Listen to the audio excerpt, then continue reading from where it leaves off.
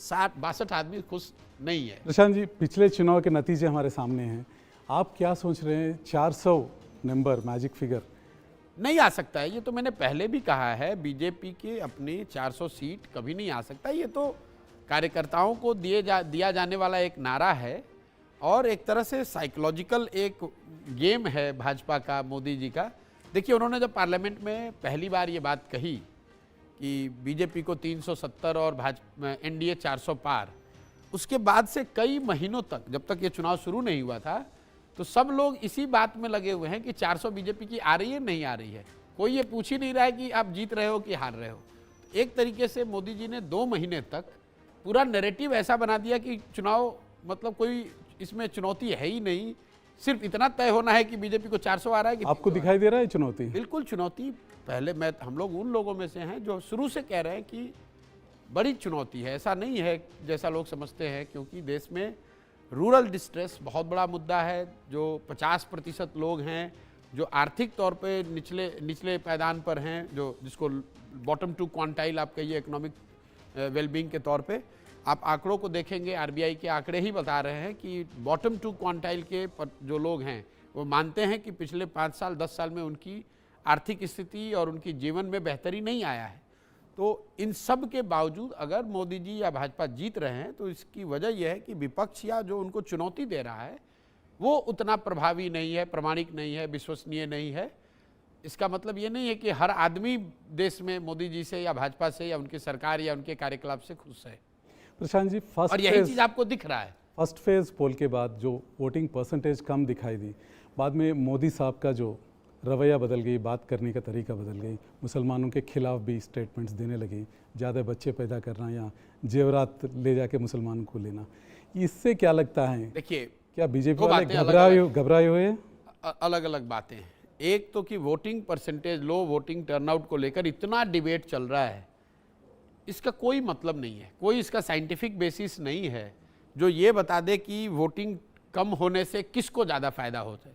कई बार लो voting turnout से incumbent को फ़ायदा हुआ है, कई बार लो वोटिंग टर्नआउट से चैलेंजर को फ़ायदा हुआ है। तो इस पर कोई कंक्लूसिव बात कह दे कि लो वोटिंग टर्नआउट होने से बीजेपी को एडवांटेज है या नुकसान है, मुझे लगता है वो गलती होगी। जहाँ तक मोदी जी के भाषा और उनके मतलब नैरेटिव में जो चेंज लोगों को दिख रहा है, मैं आपको बार बार वही कह रहा हूँ, उन लोगों को भी ये लगा होगा जब चुनाव की घोषणा हुई, उससे पहले तो लोगों को यही लग रहा था कि चुनाव है ही नहीं, ये तो बस मोदी जी को जाना है और सब लोग वोट देने के लिए तैयार बैठे हुए हैं। जब वो लोग चुनाव में गए हैं तो अब अचानक से आप देख रहे हैं कि विरोध में भी बहुत सारे लोग खड़े हैं, और जो लोग भी जमीन पर जाते रहे हैं वो इस बात को बता रहे हैं कि भैया विरोध आज से नहीं, बहुत पहले से है। ये तो जब दिल्ली में बैठ के आप सरकार चला रहे होते हैं, आपके जितने सलाहकार हैं, जितने मीडिया वाले हैं, हर आदमी बता रहा है भैया हर चीज़ बिल्कुल अच्छा है। आप जनवरी में मैंने इंडियन एक्सप्रेस के साथ एक अड्डा उनका किया था दिल्ली में, उस समय मैंने कहा था कि उन्होंने कहा राम मंदिर हो गया, अब तो कोई चुनाव है ही नहीं। मैंने कहा भाई राम मंदिर के नाम पर एक एक्स्ट्रा वोट बीजेपी को नहीं मिल रहा है। राम मंदिर से इतना ही हुआ कि एक देश में माहौल बन गया, जो भाजपा के समर्थक हैं, जो उनके वोटर हैं, उनके लिए बड़ा मुद्दा है।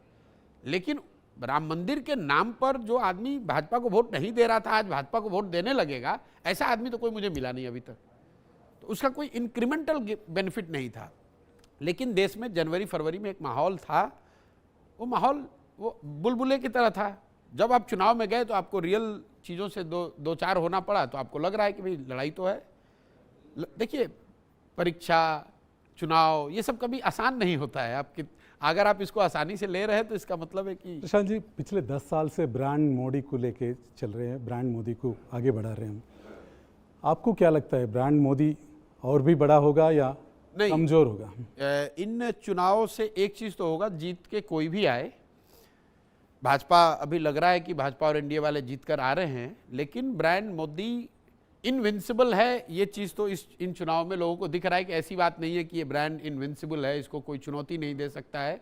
लोग चुनौती दे रहे हैं, पार्टियां नहीं भले दे ना दे, नेता दे ना दे, लेकिन लोग चुनौती दे रहे हैं। 2014 में जो हमने देखा था, जमीन पर लोगों के मन में एक उत्साह, एक ऊर्जा जो दिखती थी मोदी समर्थकों के बीच में, 19 आते आते लोगों के मन में ये हो गया था कि चलिए 5 बरस और देखा जाए, अच्छा हो रहा है, कुछ देश में बेहतर होगा। अभी तो 5 ही साल हुआ है, 24 में वोट लोग दे रहे हैं, लेकिन लोग कह रहे हैं अब क्या करें, कोई दूसरा है नहीं तो इन्हीं को देना पड़ेगा। तो there is already a change in narrative. 14 में आपका कहना है कि ब्रांड मोदी कमजोर होती जा रही है? बिल्कुल हो रहा है, और ये मैं आज से नहीं कह रहा हूं, पिछले 2 साल से कह रहा हूं। मैं आपको आंकड़े दे देता हूं। 2014 से 2019 के बीच में जितने विधानसभा के चुनाव हुए उसमें भाजपा का अंडर परफॉर्मेंस लोकसभा के मुकाबले करीब करीब 3 परसेंटेज पॉइंट था। मतलब अगर भाजपा को किसी राज्य में 40% वोट मिला, उसी राज्य में जब विधानसभा का चुनाव हुआ तो 37% उनको वोट मिले।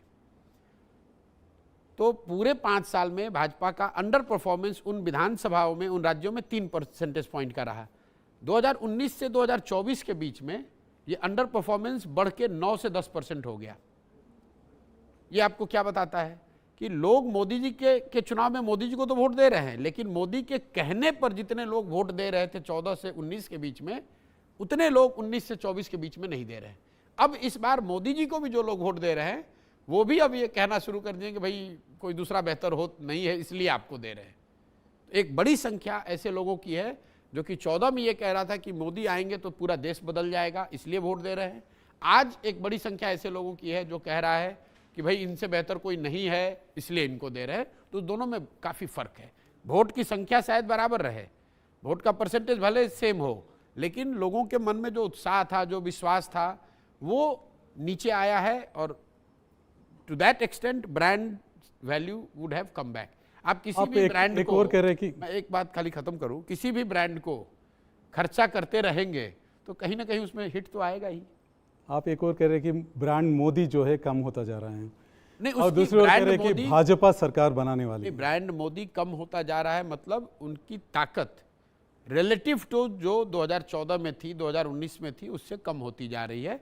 इसका मतलब ये नहीं है कि वो हमसे कमजोर हो गई या सामने वाले जिनसे उनकी चुनौती, जिनसे उनकी। और आप ये भी कह रहे हैं कि भाजपा सरकार बनाने वाली है केंद्र में। मुझे ऐसा नहीं लग रहा है कि बीजेपी एनडीए के जो नंबर्स हैं वो मीनिंगफुली कम होने वाले हैं, ऐसा नहीं लगता है।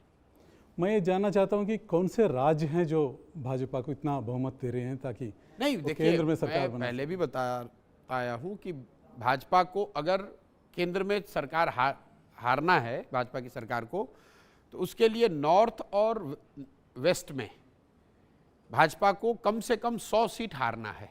इस बात को आप समझ लीजिए। पूरे भारत के मानचित्र को अगर आप देखेंगे तो उसको ईस्ट और साउथ का आप एक पूरा डायगोनल लाइन खींच दीजिए अगर, तो ईस्ट और साउथ आप उसको शुरू कीजिए बिहार से, जोड़ दीजिए उसमें वेस्ट बंगाल, असम, उड़ीसा, तेलंगाना, आंध्र प्रदेश, तमिलनाडु और केरला। इन राज्यों में करीब 240 लोकसभा की सीटें हैं और इन राज्यों में भाजपा को 50 से कम सीट है। लेकिन फिर भी उनके 300 सीट क्यों आते हैं? क्योंकि जो बाकी के 350 सीट बच गए, 300 सीट जो बचे उनके नॉर्थ और वेस्ट के, उन 300 सीटों में वो 260-270 सीट जीते हुए हैं। तो भाजपा तब तक नहीं चुनाव हार सकती है जब तक नॉर्थ और वेस्ट की जो 260 सीटें वो जीते हुए हैं, वो उसमें कम से कम 80 या 100 सीट न हारें। अब अगर भाजपा को नॉर्थ और वेस्ट में 100 सीट हारना है तो कैसे हार सकते हैं? 5 पार्टियां हैं जो जिनका स्ट्राइक रेट मिनिमम 30% होना चाहिए।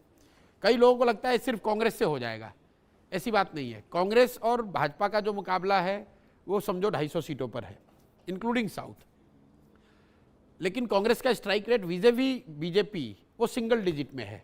कांग्रेस के जो 50 एमपी जीते हैं वो भाजपा के खिलाफ नहीं जीते हैं। कांग्रेस के 50 एमपी का बड़ा हिस्सा केरल से है, तमिलनाडु से है और पंजाब से है। यहाँ पर वो भाजपा से लड़कर नहीं जीते हैं। जहाँ पर भी भाजपा से उनकी लड़ाई थी वो सब जगह भाजपा जीती है। इसके साथ साथ दूसरी बड़ी पार्टी एसपी, उत्तर प्रदेश में 80 सीट है, एसपी सिर्फ 5 सीट जीती। उसकी वजह से भाजपा का स्ट्राइक रेट ज़्यादा है। बगल का राज्य है बिहार, वहाँ पर आरजेडी को 0 सीट आया, भाजपा वाले 39 सीट उनका एनडीए गठबंधन जीता। और फिर महाराष्ट्र जहाँ 48 सीट में भाजपा ने 18 और 23 करीब 41 सीट 48 में वो जीते। तो जब तक कांग्रेस, एसपी, आरजेडी और एनसीपी अलायंस जो है, एनसीपी शिवसेना अलायंस, कांग्रेस अलायंस जो है, इनका स्ट्राइक रेट 30% से ज़्यादा नहीं होता है, तब तक आप चाहे जैसे भी गुना गणित कर लो, भाजपा केंद्र में बहुमत से नीचे नहीं आएगी। दूसरा एक जो फैक्टर इन चुनाव में हुआ, जो मैंने और एक बड़ी बात की, तो मैंने दो बातें कही हैं। पहली कि नॉर्थ और वेस्ट में जहां भाजपा को 100 सीट हारना है, मैं वो 100 सीट भाजपा को हारते हुए नहीं देख रहा हूं। 2-4 सीट 10 सीट आगे पीछे हो जाए, भाजपा नॉर्थ और वेस्ट में 100 सीट नहीं हार रही है। दूसरा, साउथ और ईस्ट की जो 250 सीटें मैंने आपको गिनवाई, इसमें भाजपा का वोट शेयर और सीट दोनों ही बढ़ रहा है। चाहे वो बंगाल हो, बिहार हो, उड़ीसा हो, असम हो, तेलंगाना, आंध्र प्रदेश, तमिलनाडु और केरल, इन राज्यों में भाजपा का वोट शेयर बढ़ रहा है और कई राज्यों में इनमें से सीट भी बढ़ रहा है। तो नॉर्थ और वेस्ट में जहां उनकी बिल्कुल ज़्यादा सीटें हैं, वहां पर बहुत घाटा हो नहीं रहा है। अगर आप जो कांग्रेस के या इंडिया गठबंधन के समर्थक हैं उनसे भी आप पूछिएगा तो वो आपको बताएंगे कि राजस्थान में कांग्रेस को 5-7-10 सीट आ सकती है। कुछ लोग बता रहे हैं कि महाराष्ट्र में 15-20 सीट अपोजिशन वाले जीत जाएंगे। कुछ लोग ये बता रहे हैं कि कर्नाटक में भी आधा आधा होगा। अगर इन तीनों बातों को आप सत्य मान भी लें एक बार को, कि हरियाणा में कुछ सीट बीजेपी हार जाएगी, राजस्थान में हार जाएंगे, कुछ सीट उनको महाराष्ट्र में झटका लग सकता है, कर्नाटक में लग सकता है, अगर इन बातों को आप सत्य मान भी ले, 20-25-30 सीटों का नुकसान हो सकता है। उससे ज़्यादा सीट तो ये साउथ और ईस्ट में बढ़ा लेंगे। तो सरकार से कैसे हटेंगे? सरकार से हटने के लिए तो उनको नॉर्थ और वेस्ट में 100 सीट कम से कम हारना है और नॉर्थ, ईस्ट और साउथ में उनकी सीटें बढ़नी नहीं चाहिए। लेकिन आप मान लो, आप तेलंगाना में जहां हम लोग बैठे हैं, तेलंगाना में उनकी 4 सीटें थी, सीटें वो बढ़ रही हैं तेलंगाना में उनकी। आंध्रा में उनके 0 सीट थी, वहाँ सीट उनकी बढ़ रही है। उड़ीसा में उनके 9 सीट थे, वो बढ़ रहा है। बंगाल में 18 था, वो बढ़ रहा है। तो कैसे दिल्ली से कैसे हारेंगे? मैं एक बार आपका ये ध्यान, तो कॉमन सेंस की बात है। इसके लिए मेरे पास कोई सेफोलॉजी नहीं है, मेरे पास आंकड़े नहीं है। केजरीवाल 75 साल वाला सवाल भी आज सामने लाया है। 75 साल होने के बाद मोदी प्रधानमंत्री पद में कैसे? देखिए, ऐसा है, लोग जब भाषण देते हैं चुनाव के मौसम में तो हर दल, हर नेता अपने हिसाब से बात करता है। अभी आप और हम देख रहे हैं, मोदी जी बता रहे हैं, भाजपा के नेता बता रहे हैं कि अगर इंडिया अलायंस कांग्रेस वाले आ जाएं तो सबका धन वापस लेकर उसका रीडिस्ट्रीब्यूशन होगा। कांग्रेस वाले, इंडिया अलायंस वाले बता रहे हैं कि अगर भाजपा वाले आ गए तो संविधान बदल दिया जाएगा। सबको मालूम है दोनों झूठ बोल रहे हैं, उनको भी मालूम है कि दोनों झूठ बोल रहे हैं। ऐसा कुछ ना कांग्रेस के आने से धन का रीडिस्ट्रीब्यूशन होना है, ना भाजपा के आने से संविधान बदलना है। लेकिन ये तो चुनाव का मौसम है, आप हर लोकतंत्र है, हर आदमी को अपना कहने की स्वतंत्रता है। अब भाजपा का नेता कौन होगा, ये प्रशांत किशोर या केजरीवाल या आप तो तय करेंगे नहीं, वो भाजपा वाले सक्षम है तय करने में। लेकिन इश्यू के बारे में आपका क्या कहना है? क्या 75 साल become an issue after election? देखिए, रामायण में एक दोहा है, समर्थ को नहीं दोष गोसाई। तो जो सामर्थ है, जो रूल 75 का बनाया मोदी जी ने है, तो उनकी इच्छा होगी कि हम पर ना लागू हो तो उन पर ना लागू होगी। रूल बनाया तो उन्होंने ही है। आज अमित शाह बनाना तोड़ना उनके हाथ में। मतलब अमित शाह ने ठीक कहा कि भाई भाजपा के संविधान में तो ये लिखा नहीं है कि 75 के बाद आप पद पे नहीं रह सकते हैं। ये एक तरीके से ऑपरेशनल रूल मोदी जी के आने के बाद 2014 से लोगों ने देखा है। अब समाज के तौर पर आप ये अपेक्षा रख सकते